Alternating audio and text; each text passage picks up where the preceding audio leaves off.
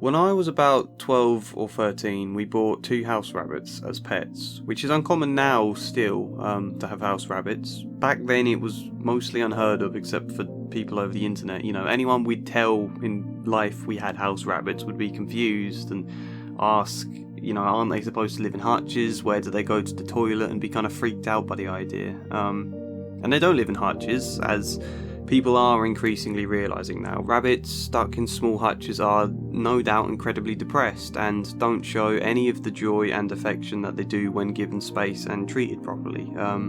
They are also incredibly easy to litter train on that point because they're naturally very clean in their burrows. You know, they naturally find good spaces to go to the toilet, so if you put down a litter tray, the chances are they'll just naturally see it as a clean, out of the way, logical place to go to the toilet.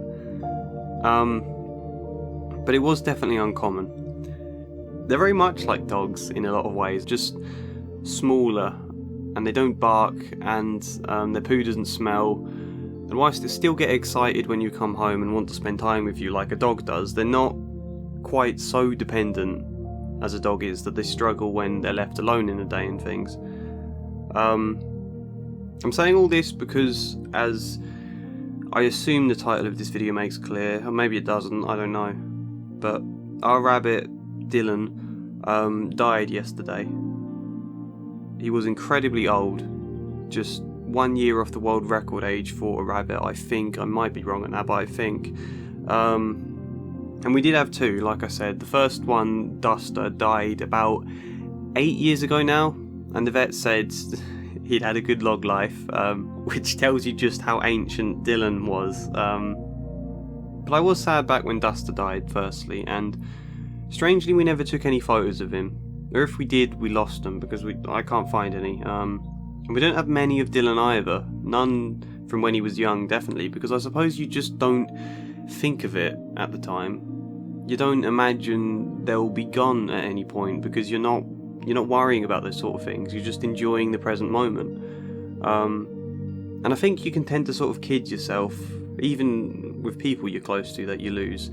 Even when they're ill and clearly dying, there's still a part of you that doesn't quite imagine a time will come where they'll be gone, where you won't be able to speak to them.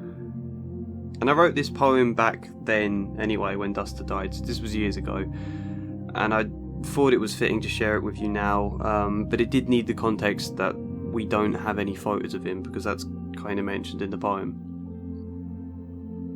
Duster. I catch a glimpse of your face in a cloud.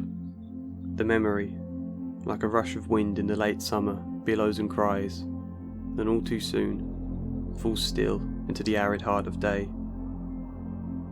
I cannot call it back. There are no photographs to stir it, no images to conjure, yet guilt wanders in, so soft, so curious, led astray from its nest, or like an old friend who skirts the edges of the room, hesitant to greet me. There was no need to click a camera. You, such a tightly sprung ball of innocence that hopped, that twitched, that pricked its ears, and lacking any destination was forever exploring the world anew. You were far too alive for death, far too present. You were here. You will stay here. Now you are gone. I remember your temper as a vigour, nuisance as affection. It defends me from the final image, the closing scene, the joyless form that curled itself deep into the earth, wrapped up in a blanket, and disappeared.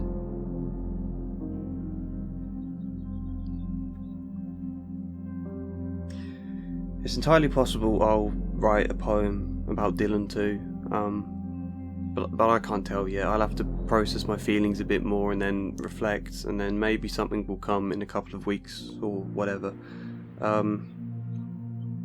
Pets are important though, particularly growing up. They're companions that love you unconditionally, or at least, they don't argue with you, they don't fall out. They'll always treat you exactly the same, they'll always be happy to see you, and it's what they say most typically about dogs. that you can sit and tell your dog anything and it will listen. Even if it doesn't understand the words, it will listen, and particularly for kids growing up, that'll mean something important. And for growing up itself too. I was a kid when we got Duster and Dylan. My memories of them are closely linked to my memories of childhood, so when they die, it feels like one of those links breaking. Because obviously I'm growing up now, I'm 25, but childhood does still always mean something to me, as it will do right until I'm 80 or 90, whatever, as it does with everyone. It's like that anchor that keeps you grounded somewhere, connects you to where you came from and how you came to be the person you are now. So whenever part of that anchor, these pets that are closely tied to this childhood, when they die, it's like you feel a little bit more removed for a while, a little bit more alone until you process the feelings, and then you remember it's all still there inside you. Because that is always the thing they say about loss. The people, the loved ones or pets you lose never really go, they're still inside you. And again, that's a sentiment we all agree with, because it's a comforting thought, but it's not one we actually fully realise and properly feel for quite some time. We feel like we still have to hold on to all these things, that we can't let this loved one go, otherwise they'll spin out into a void and be gone forever. It takes a long time to trust that we can let go, and that in doing so we'll discover just how very much they are still within us. And Dylan's only a little rabbit, but those same feelings are there, and I'll be moving through them for some time ahead. I don't know if this video is of any interest or use to you. I just felt like sharing some of my feelings and talking to you about Dylan, really, because he was a great pet. One of the nicest, most adorable, affectionate little animals you could ever come across. In his younger days, when we let him into the living room, he used to jump up on the sofa and sit with me. And they're very inquisitive animals, interested in absolutely everything, always exploring and sniffing and checking out new things.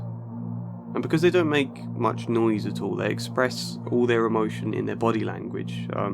So when they're happy, they'll go sprinting around the room and leaping into the air and twisting and doing all these sort of flicks and expressing their joy that way. We buried Dylan in the garden anyway. We did the same with Duster, but we moved house since then, so he's buried in our old garden. But they both fertilised the earth. They'll be in the flowers growing out of the ground around them, which will be pollinated by the bees or eaten by other animals. And in death, they'll fuel new life, which I always find is a nice reminder that all us living things now and all the exciting things that the future could be, this cutting edge we're all currently on, all of it's fueled in some way by the past and these things that have passed on. It's all part of the same intricately weaved web. At least I feel. That's all I have to tell you, though, really. I thought about sharing some of the fun, stupid memories of Dylan with you, but everyone has those sort of memories with their pets, and I don't think this video would keep your attention if I made it too long, so I'm trying to keep it brief. Maybe I'll write a few bits on Patreon or something, I don't know, I'm not sure. Thanks for listening to me, all the same. Like the video if you took something away from this mess. Comment any thoughts you have. Subscribe if you fancy subscribing, or support me on Patreon. And otherwise, hopefully see you next time.